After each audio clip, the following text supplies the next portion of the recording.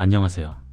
오늘은 퇴직자, 은퇴자 여러분께서 가장 궁금해하시는 주제, 바로 기초연금 개편안에 대해 아주 꼼꼼하게 정리해드리려고 합니다.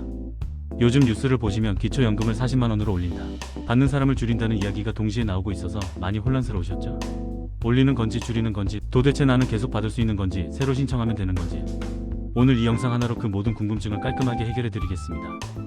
끝까지 함께해주세요. 먼저 현재 기초연금 제도부터 정확하게 짚어보겠습니다. 기초연금은 만 65세 이상 어르신 중에서 소득과 재산을 합산한 소득 인정액이 하위 70% 이하에 해당하시는 분들께 매달 지급되는 노후소득보장제도입니다. 2026년 현재 기준으로 선정 기준액을 말씀드리면, 혼자 사시는 단독가구는 월 소득 인정액이 247만원 이하, 부부가 함께 사시는 경우에는 월 395만 2천원 이하이면 신청 대상이 되십니다. 실제 지급액은 단독가구 기준으로 월 최대 34만 9,700원이고요. 부부가 두 분 다 받으실 경우에는 20% 감액이 적용되어 합산 최대 55만 9,500원 정도를 받으시게 됩니다. 여기서 한 가지 꼭 아셔야 할 점이 있습니다. 소득이 전혀 없으신 분들도 보유하신 아파트의 공시지가가 높거나 자녀 명의 집에 무료로 거주하고 계신 경우에는 무료 임차 소득이 소득으로 산정되어 기초연금을 받지 못하시는 경우가 생깁니다.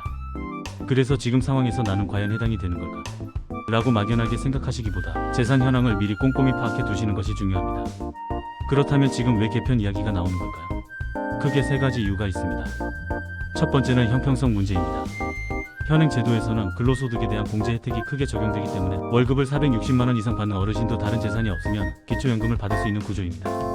또 시가 17억 원에 달하는 고가 아파트를 보유하고 계신 분도 별다른 소득이 없으면 수급자가 될 수 있습니다.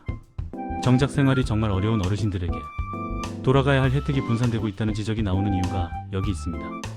두 번째는 재정 지속 가능성 문제입니다. 지금 이주 세대로 가면 2050년에는 기초연금 예산이 지금의 4배 수준으로 불어납니다. 이는 고스란히 미래 세대의 세금 부담으로 이어지게 되는 구조입니다. 지금 제도를 바로잡지 않으면 우리 자녀 세대가 너무 큰 짐을 지게 된다는 것이죠. 세 번째는 실질적 빈곤 해소 목적입니다. 지금처럼 넓게 퍼주는 방식에서 벗어나 정말 필요한 분들에게 더 두텁게 지원하자는 방향으로 개편 논의가 이루어지고 있습니다. 적게 받는 분들의 금액을 올리고 상대적으로 형편이 나은 분들은 대상에서 제외하는 방향입니다. 이것이 바로 이번 개편안의 핵심 키워드인 선택과 집중입니다. 자, 이제 본론입니다. 현재와 개편안을 항목별로 하나하나 비교해드리겠습니다. 첫 번째, 지급 대상입니다. 현재는 소득 하위 70%로 대상이 상당히 넓습니다. 개편안에서는 이를 소득 하위 4,050% 수준으로 좁히는 방향이 논의되고 있습니다. 쉽게 말해 지금 받고 계신 분들 중 일부는 앞으로 대상에서 제외될 수 있다는 뜻입니다. 두 번째, 지급 금액입니다.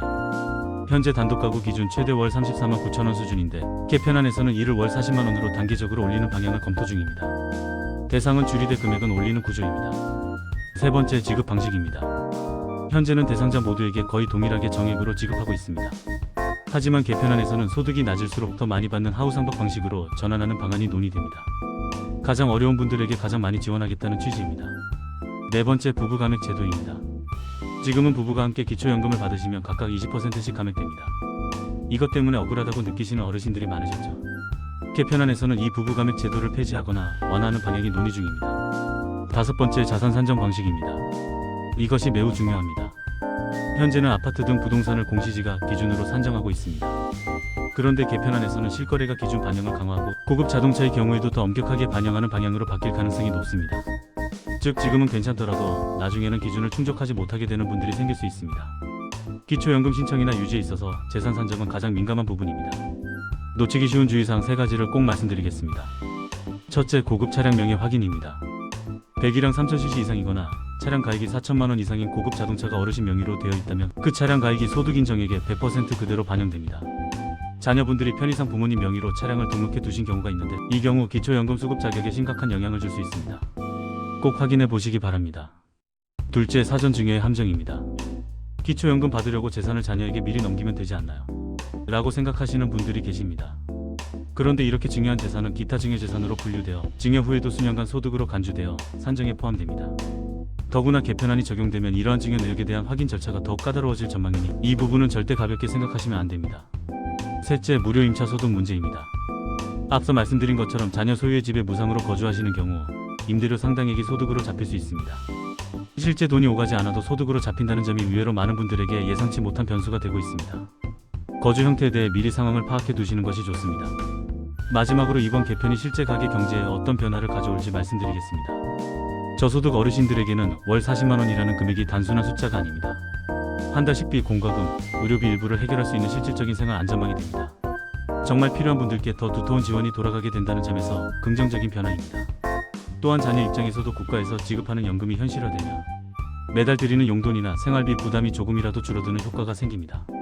세대 간 부양 부담이 합리적으로 분산될 수 있는 계기가 될 수 있습니다. 자, 오늘 기초연금 개편안의 핵심 내용을 모두 정리해드렸습니다. 현재 수급 중이신 분들은 당장 끊길 걱정보다는 지급액이 오를 가능성에 주목하시면서 정부의 공식 발표를 기다려보시기 바랍니다.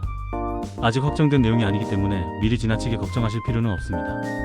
아직 신청을 못하셨거나 신청을 검토 중이신 분들은 재산 산정 방식이 더 엄격해지기 전에 현재 기준으로 수급 가능한지 먼저 확인해 보시는 것이 좋습니다. 복지로 홈페이지 www.bokjiro.kr에서 모의 계산이 가능하니 꼭 한번 활용해 보세요. 기초연금은 단순한 복지 수단이 아닙니다. 평생 일하고 사회에 기여하신 어르신들의 노후 자존감이자 권리입니다. 오늘 영상이 도움이 되셨다면 좋아요와 구독 부탁드리고요. 주변에 은퇴하신 부모님이나 지인분들께도 꼭 공유해 주세요. 감사합니다.